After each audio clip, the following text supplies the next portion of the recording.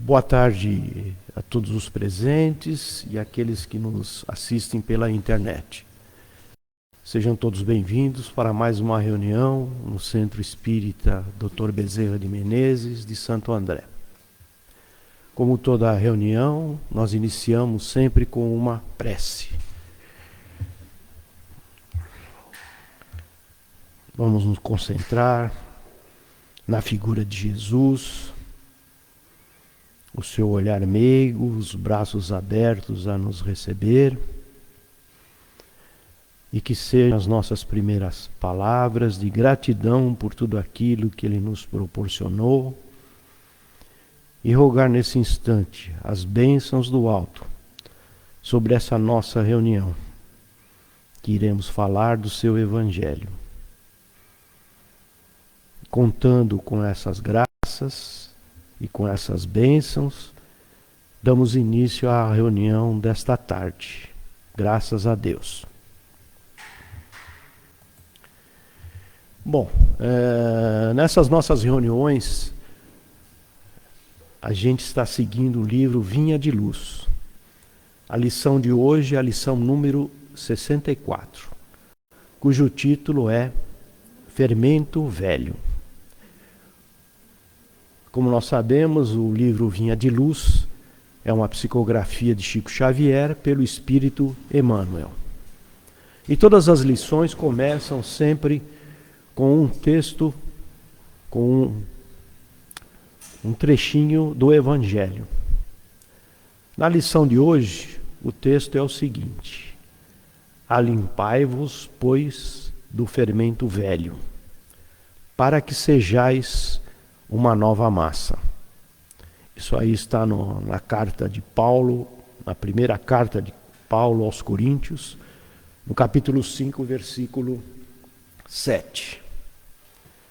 Esse tema nos convida a liberar o coração de antigas amarras mentais, velhas fermentações do passado, para que possamos, enfim, nos tornar uma nova massa espiritual nas mãos de Jesus. Alimpai-vos, que ele fala, aí é uma maneira mais rebuscada, né, erudita, de falar limpai-vos, né? Então o texto seria esse: Limpai-vos, pois, do fermento velho, para que sejais uma nova massa. Já que ele fala em fermento, né, vamos ver qual seria a definição de fermento, né? Todo mundo sabe aqui, né?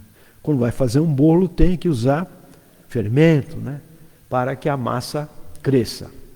Então, fermento é aquilo que excita gradualmente o espírito ou os ânimos. No caso da lição, né, ele está definindo fermento no caso da lição. É um agente capaz de provocar a fermentação, é um agente externo que provoca uma reação e faz crescer algo interno dentro do nosso espírito. Então ele dá um exemplo, né, do que seria um fermento material. É aquele usado para fazer bolo ou pão, onde a massa se expande, cresce, ganha volume. Porém, se o fermento for velho, estraga a massa do bolo. É o que ele está falando aí do fermento velho, né? É aquele que estraga. Como ele estraga aí, no caso, o bolo, ele vai estragar o nosso espírito. Exemplo de fermento emocional. Estou triste por algum motivo, vem uma pessoa e ao invés de me consolar, fala das guerras pelo mundo, das enchentes, de fatos terríveis que me deixam mais triste ainda. Essa pessoa agiu como um fermento nocivo à minha vida. Fez as minhas expectativas e angústias ganharem volume, se expandirem como um fermento, agindo sobre a massa das minhas emoções, e fez crescer em mim um sentimento que já não estava bom. Ou seja, estragou a massa, né? Aquele fermentinho ruim que foi colocado, cresceu, mas cresceu uma massa ruim. A gente poderia também utilizar, ao invés de fermento, usar a figura da semente, né? Quando a gente lança uma semente, se essa semente for boa, a árvore será boa, dará bons frutos. Mas se essa semente for ruim, nem haverá massa, a árvore, né? Ela vai realmente definhar. E quantas vezes a gente age como fermento, né? Que a gente possa ser aquele fermento que vai fazer crescer no outro o seu espírito, ajudá-lo, né? Dar-lhe conforto. Essas fermentações mentais são crenças limitantes, culpas antigas, vaidades e autopunições que trazem de diversas existências. São toxinas que envenenam nossa vontade de crescer. Emmanuel diz na própria lição, né, ele cita essa frase: existem velhas fermentações de natureza mental que representam tóxicos ao equilíbrio de nossa alma. Nós trazemos de encarnações anteriores esse tóxico, esse fermento velho, né? Então, muitas vezes ele atona, ele vem à vista, né? Vem à nossa presença para nos prejudicar. Então a gente precisa estar atento, né? Para que a gente não lance esse fermento na nossa vida de hoje, né? Vamos deixar isso lá no passado e depois poder entender o que significou aquilo naquele tempo, naquela data, naquela ocasião. A gente está sempre presente onde está o nosso pensamento, por isso que a gente precisa ter o cuidado, né, de ver o que ocorre na nossa mente, porque aquilo que ocorre na nossa mente é o que a gente vai fazer.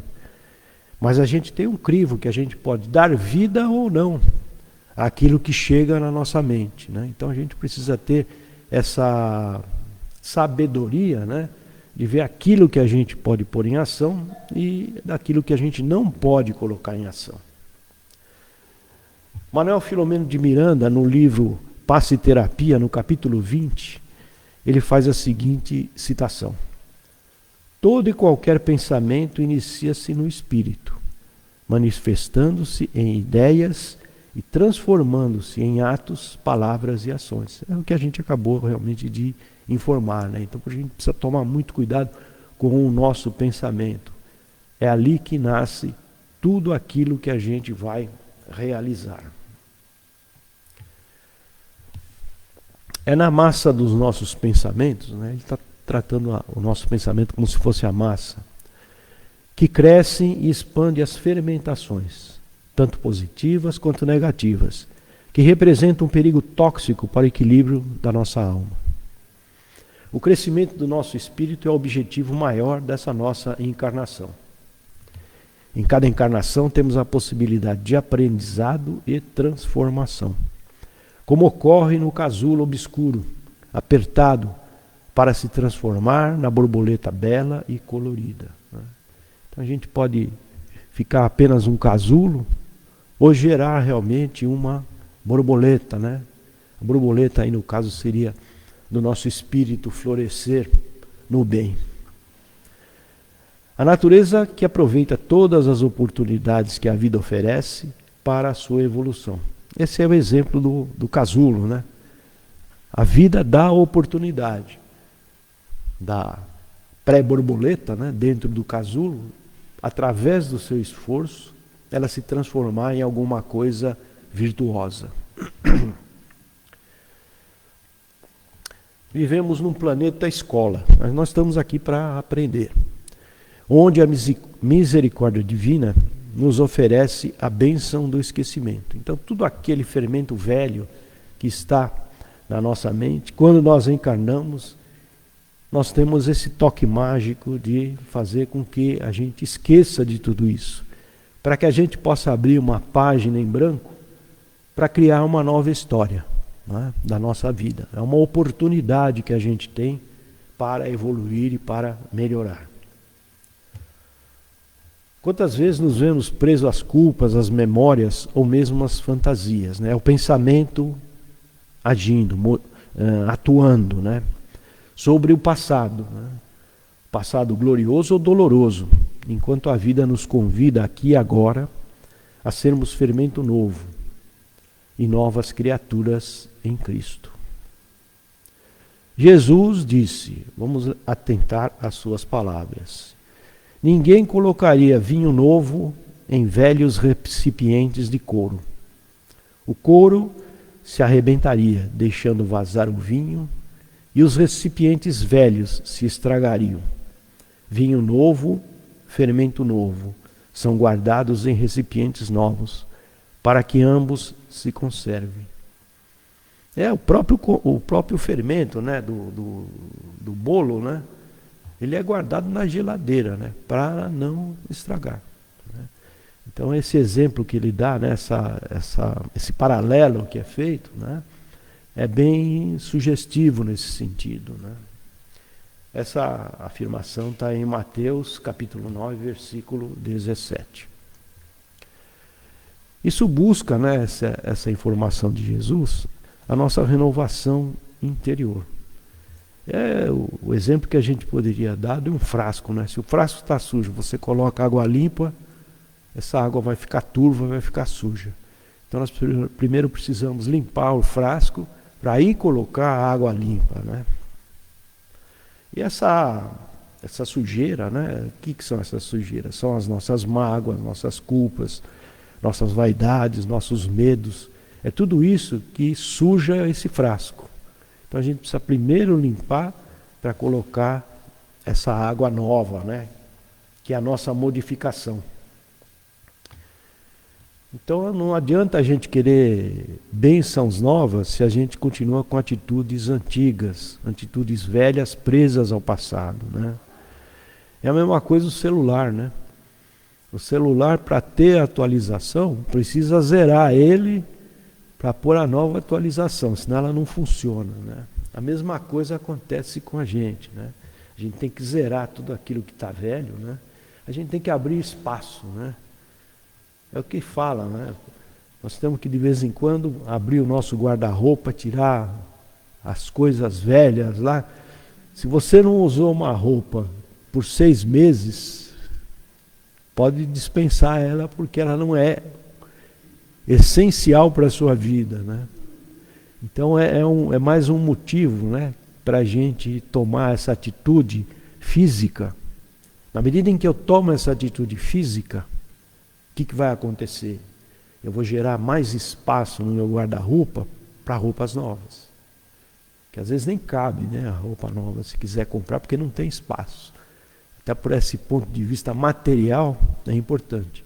Mas à medida em que a gente toma essa atitude na nossa vida material, na mente vai soltar aquela fagulhinha para dizer, eu tenho que fazer isso na minha mente também. Então, automaticamente, a gente está educando a nossa mente para que haja de acordo com os nossos gestos, as nossas ações. Então, isso tudo que fica preso aí são alimentar as culpas antigas, as vaidades espirituais, né? E também ficarmos presos à ideia, né? Se fomos grandes, importantes, poderosos em vidas passadas, né? Então muita gente quer saber, né? Será que eu fui rei, fui rainha, ou fui um poderoso chefe militar, né? E o esquecimento é bom, porque na verdade, se isso for revelado, gerará uma decepção muito grande. Vai ver que no nosso passado nós temos coisas muito pesadas e que nós temos que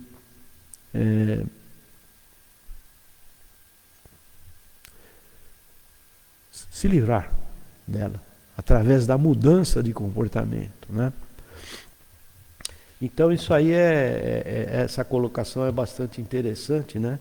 Muita gente quer, né, fazer regressão para saber o que ele foi no passado, né? Não faça, porque às vezes você pode se arrepender, né, e ver coisas desagradáveis que vai prejudicar o seu atual. Você vai se colocar numa posição muito negativa, cobrando de você mesmo, por que eu fiz aquilo, né? Trazendo culpas para hoje, que você não precisa, porque hoje você é uma folha em branco, né? Para escrever a sua história.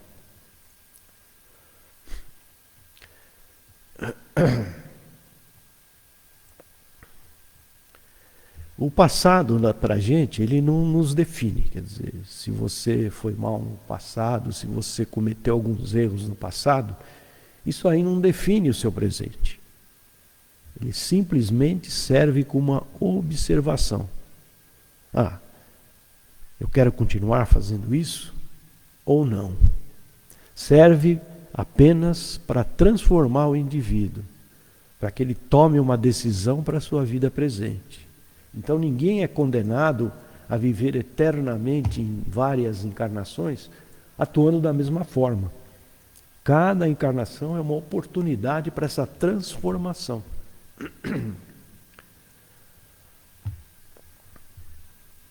E a verdadeira grandeza está na humildade de reconhecer que estamos no caminho, estamos em reforma, que somos espírito em processo de burilamento. Quer dizer, nós somos um diamante bruto que é colocado na vida para que a gente possa ser burilado. E como ocorrem esses burilamentos? Pelos desafios que ocorrem na nossa vida, as dificuldades que nós temos que superar. E esse exemplo é muito importante, né? Porque a gente vê que uma pedra bruta, ela só adquire valor depois dela ser lapidada, né? Enquanto ela não é lapidada, ela não tem valor. Então é isso que é o que nós temos que pensar sobre a nossa vida, nossas ações que temos que tomar nessa nossa encarnação. E não é o que a gente sabe que nos eleva, né? Não adianta você ter lido o Evangelho de cabo a rabo, ter lido todas as obras básicas de Kardec. Isso só vai fazer com que a gente ache que a gente é superior aos que estão ao nosso lado. Mas a validação e o valor de tudo isso vai estar nas suas ações. É melhor você ter um conhecimento pequeno do Evangelho, mas você colocá-lo no dia a dia de suas vidas, né? Você vê que o tema principal, né, do amor, amar o próximo com a si mesmo, né? Quem seguir isso aí não precisa ler nenhum livro, né? Não precisa ler nenhum evangelho, se ele colocar isso em prática. Vale muito mais do que aquele que leu todas as obras, frequenta todas as reuniões, mas não coloca em prática, né? A prática que é a importância. E aí lembrar daquele caso de Jesus com o paralítico, né? A primeira pergunta que ele faz para o paralítico é: você quer ser curado? Ele poderia curar, mas pedia ao outro que tomasse uma decisão interior. Ele podia chegar lá e simplesmente curar o paralítico. Não, mas a pessoa precisa tomar o primeiro passo em direção daquilo que ela almeja. Senão não vai conseguir, não vai alcançar, né? É o bater-vos e abrir-se-vos-á, né? Essa pergunta deve ser feita a cada um de nós, né? Porque à medida que o outro disse sim, né? Que aquele que seria curado disse sim, ele falou: levanta-te, pegue a sua maca e ande. Está lá em João, capítulo 5, versículos 6 a 8. Essa pergunta é feita a cada um de nós como um convite à ação, não é? A gente não pode ficar na vida apenas apreciando, ser um voyeur de tudo aquilo que acontece, né? A gente tem que ter ação, ter que agir, né? Não basta simplesmente pensar e ficar falando: poxa, amanhã eu vou começar a fazer regime, amanhã eu vou começar a evitar a maledicência. Então tem que agir. Só à medida em que age é que você vai receber as bênçãos para progredir nesse seu objetivo de se transformar. Emmanuel, na lição, ele nos alerta: quem possua forças e luzes para conhecer experiências fracassadas, compreendendo a própria inferioridade, talvez aproveite algo de útil, relendo páginas vivas que se foram. É o que a gente falou anteriormente, né? A pessoa que vai querer uma regressão para ver o que aconteceu, ela precisa ter um espírito muito forte preparado para aquilo que ela vai ouvir. Se ela ouve e se decepciona, ela não está preparada para ouvir aquilo. Agora, se ela ouve aquilo, e aquilo serve como uma frase de reflexão para ela mudar a sua conduta, aí valeu. Aí foi realmente positivo. Ou seja, não é proibido refletir sobre o passado, mas é preciso maturidade para não se identificar com o erro, mas sim chance de corrigi-lo nos dias atuais. A vida não quer que carreguemos grilhões, ela quer que cultivemos asas, asas da fé, da renovação moral, da esperança, que constroem e não acusam. Porque muitas vezes a gente vê aquilo que ocorreu conosco e a gente vai lançar realmente a acusação. Ah, isso é culpa dos meus pais, ah, isso é culpa do azar, isso é culpa, qualquer culpa que você possa inventar. Não é isso, é nosso. Se está acontecendo conosco, aquilo é nosso, é responsabilidade nossa. É o efeito da ação e reação. Quem transgride a lei vai sofrer. A lei foi feita para sermos felizes, porém, aquele que transgride vai sofrer o peso da justiça de Deus, né? Que não é uma justiça para punir, é uma justiça pedagógica, é uma justiça para que a gente possa aprender com a dor, para mudar os nossos caminhos, mudar as nossas ações, mudar a nossa maneira de pensar. E essa mudança pode começar com coisas simples, não preciso esperar um grande acontecimento na vida para que eu possa mudar as minhas atitudes. Coisas pequenas podem nos ajudar a essa transformação, dar esse primeiro passo na nossa mudança. O amor ao próximo, a gentileza com aquele que nos magoa, ouvir com paciência, ser honesto, mesmo quando ninguém está vendo, orando com sinceridade por quem nos causa a dor. Né? São atitudes que a gente pode tomar, não custam nada, né? Basta a gente ter o propósito de fazer isso. E Jesus nos ensina, né, dentro dessa orientação, quem é fiel no pouco, também é fiel no muito. Ou seja, se eu executo essas pequenas tarefas com fidelidade, com certeza eu vou conseguir ser fiel nas grandes tomadas de decisões da nossa vida.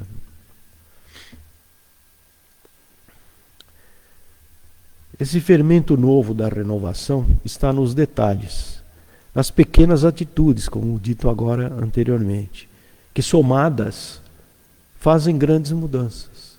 É uma coisinha aqui, outra coisinha ali, vai formar um grande conjunto que vai fazer muito bem para nós todos.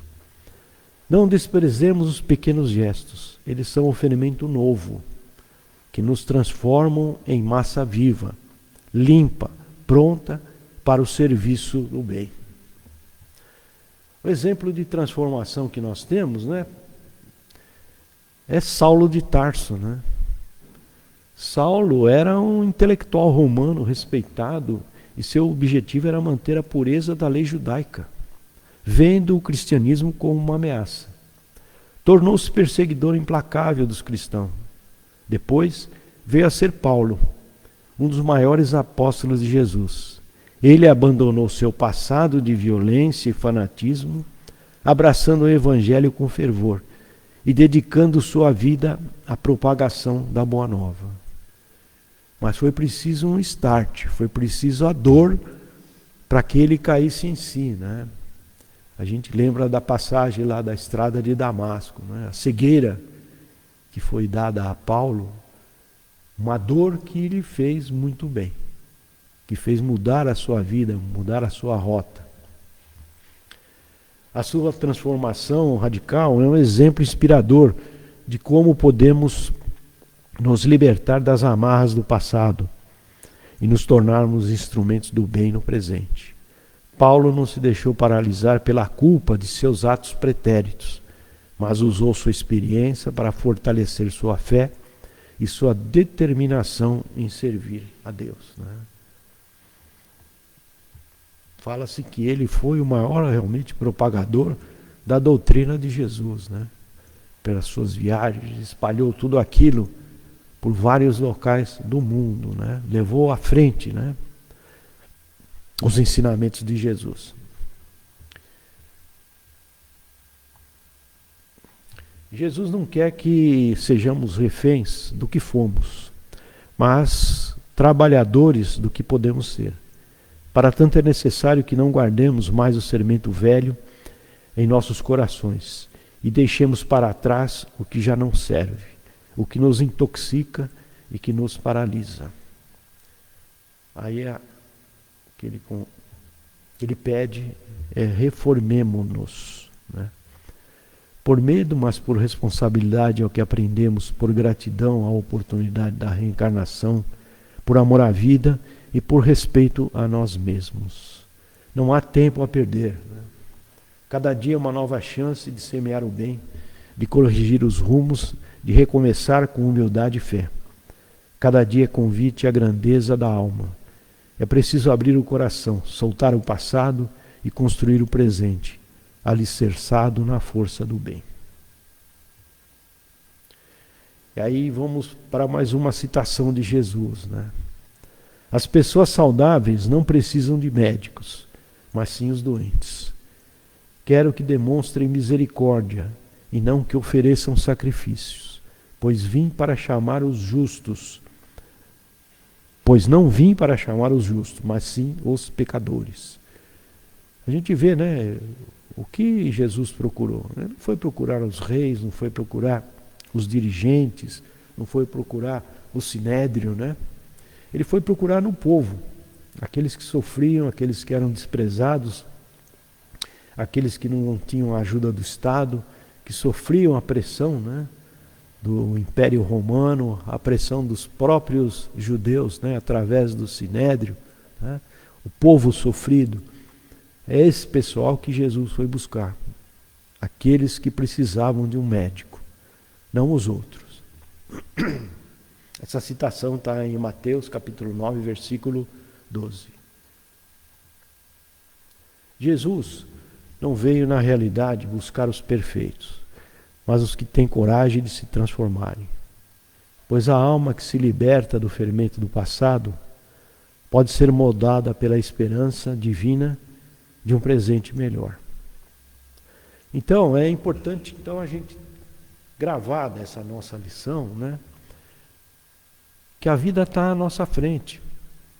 O nosso futuro está em aberto.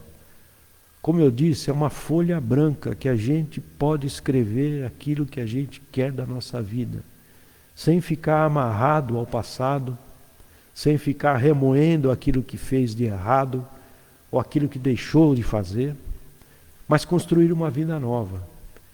Ninguém tem que continuar aquilo que foi no passado. É o momento da oportunidade de renovação, de sermos um outro homem, transformarmos o homem velho no homem novo, aquele que está olhando para os ensinamentos de Jesus e não apenas olhando, mas está seguindo através de seus atos e suas ações, caminhando realmente para a evolução do seu espírito, que é o objetivo maior de estarmos todos aqui reunidos, né? Nós estamos com essa missão. Aqui é uma escola, é um hospital, essa nossa encarnação, para a nossa melhora, melhora das nossas dores, melhora dos nossos sofrimentos, melhora física e mental, espiritual. Então nós temos que aproveitar essa oportunidade e não deixarmos para o amanhã, para o momento que vem lá na frente. Quando eu tiver tempo, quando eu tiver dinheiro, quando eu não tiver mais os compromissos daqui de hoje. Por quê? Porque nós não sabemos quando é o último dia, quando a nossa senha aparecerá no letreiro, né, no quadro, senha número tal. Aí não dá mais para fazer mais nada, né? O que fez, o que não fez, não vai fazer, né? Então é importante a gente refletir, né? Vamos levar essa reflexão, né, para o que a gente pode fazer nessa vida, né? É uma oportunidade a que devemos ser gratos a Deus, né, de nos dar essa oportunidade, de nós modificarmos o curso da nossa vida, nós melhorarmos, nós sermos aquele homem de bem que ele tanto descreve lá no seu Evangelho, né? Então não há passado que nos defina, quando o presente é vivido com a luz da transformação. Então vamos ficar refletindo nesse termo, né, da renovação, da transformação dentro dos ensinamentos de Jesus e da sua prática. Então era essa a mensagem que gostaríamos de passar nesta tarde. E agora, para encerrar, vamos fazer a nossa oração. Nesse instante, Senhor, queremos agradecer a oportunidade de estarmos aqui reunidos, tratando dos assuntos do seu Evangelho. A nossa gratidão por tudo aquilo que proporcionais a nós em nossa vida. As benesses e os desafios que nos foram colocados. Desafios esses que servem para o nosso crescimento, para a nossa transformação. Agradecer pela bênção da reencarnação, essa oportunidade única da nossa transformação e reescrever a nossa história. Pedimos também, Senhor, nesse instante, as suas bênçãos e as suas dádivas sobre todos nós, nossos amigos, nossos parentes, nossos vizinhos e eventuais inimigos. E que essas bênçãos possam se estender a todos aqueles que nos aguardam em nossas casas. E que essas bênçãos também recaiam sobre essa casa que nos recebe, seus assistidos, aqueles que são atendidos e aqueles que colaboram nesse trabalho de ajuda ao próximo. Pedimos também, Senhor, pela nossa pátria, para que ela possa se transformar realmente no coração do mundo e na pátria do Evangelho, orientando os nossos dirigentes para que tomem as medidas mais acertadas para o bem deste povo que sofre. E assim, Senhor, gratos que somos, pedimos licença para encerrar essa nossa reunião. Graças a Deus.